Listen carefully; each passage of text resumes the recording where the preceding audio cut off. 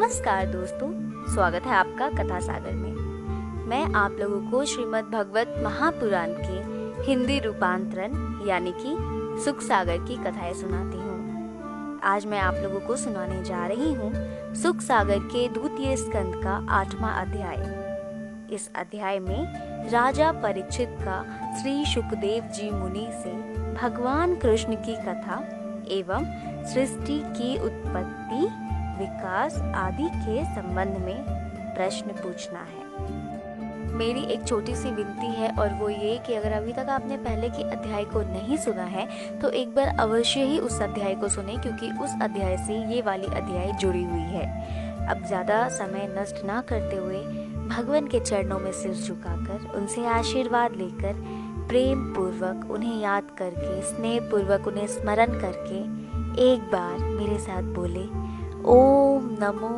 भगवते वासुदेवाय नमः। आज की कथा कुछ इस प्रकार है।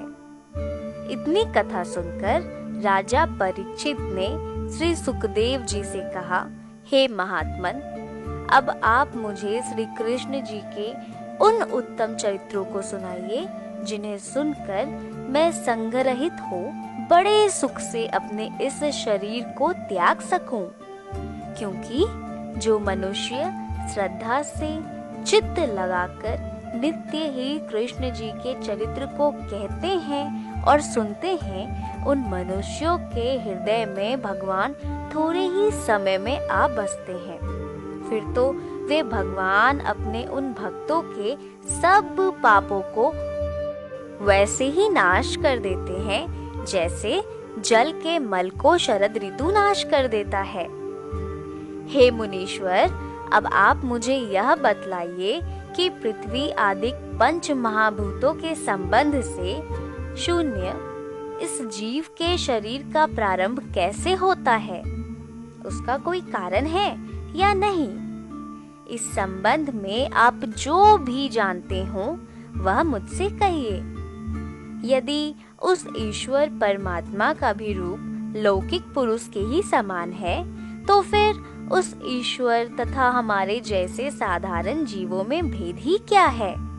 जिसकी दया से ब्रह्मा जी सब प्राणियों की रचना करते हैं, जिसके नाभि कमल से उत्पन्न ब्रह्मा जी ने उनके रूप को देखा है, तथा जो सबके हृदय में वास करने वाले माया के स्वामी और ईश्वर हैं, उनकी तथा उनसे उत्पन्न इस समस्त स्थावर जंगम रूप सृष्टि का जैसा भी तारतम्य हो, वह सब आप मुझे बतलाइए।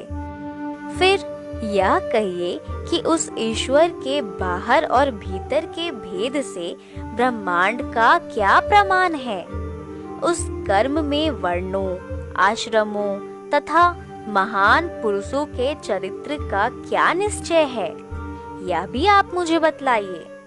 फिर यह बतलाइए कि वे विष्णु जी युग युग में अवतार लेकर कैसे कैसे चरित्र करते हैं, तथा उन युगों का क्या धर्म है और क्या प्रमाण है?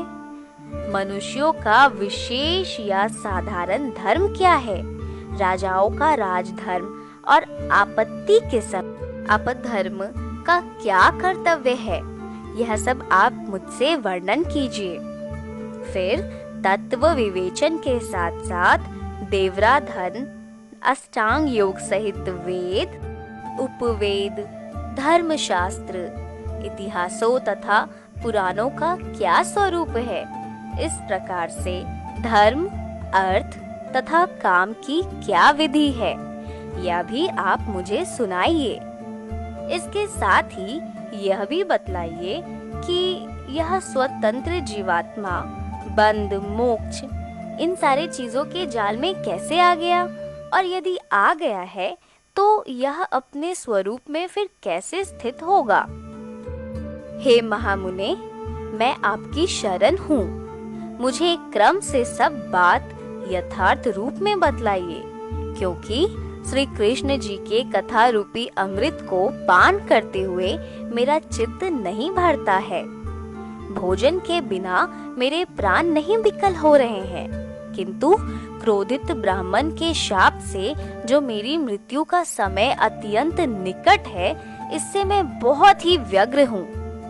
सूत जी कहते हैं, जब विष्णु भगवान की कथा के संबंध में राजा परीक्षित ने सुखदेव मुनि से ऐसे पूछा तो वो बहुत ही प्रसन्न हुए। फिर उन्होंने वेद के समान इसी भागवत नामक पुराण को कहा, जिसे ब्रह्मा कल्प के समय भगवान ने ब्रह्मा जी से कहा था। इसी के साथ ये अध्याय यहीं पर संपूर्ण होता है। तो सब कोई मेरे साथ एक बार बोलिए, ओम नमो भगवते वासुदेवाय नमो नमः।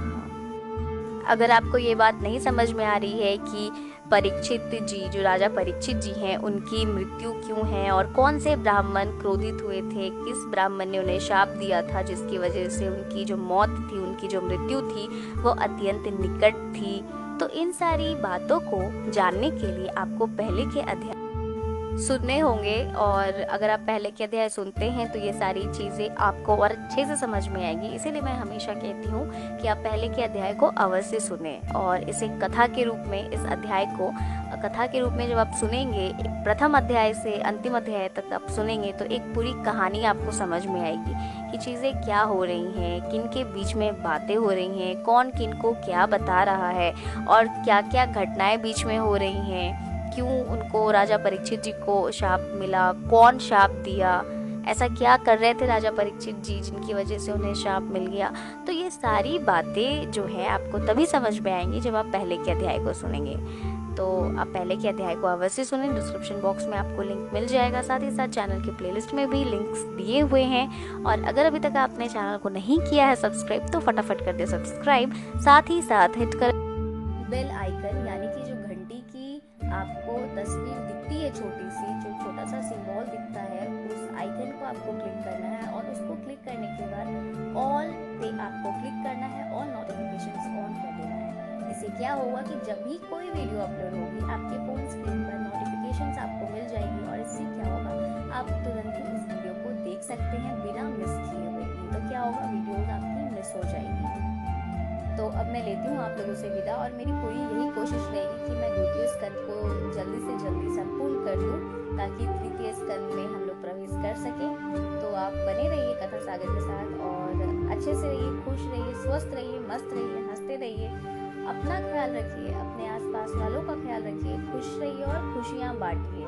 एक और बात, अच्छी अच्छी बातों को खुद तक बिल्कुल भी सीमित नहीं रखिए। इसलिए इन सारी अच्छी बातों को जितना हो सके उतना शेयर कीजिए, जितना हो सके उतना साझा कीजिए। भगवान आप सभी की मनोकामना को पूर्ण करें।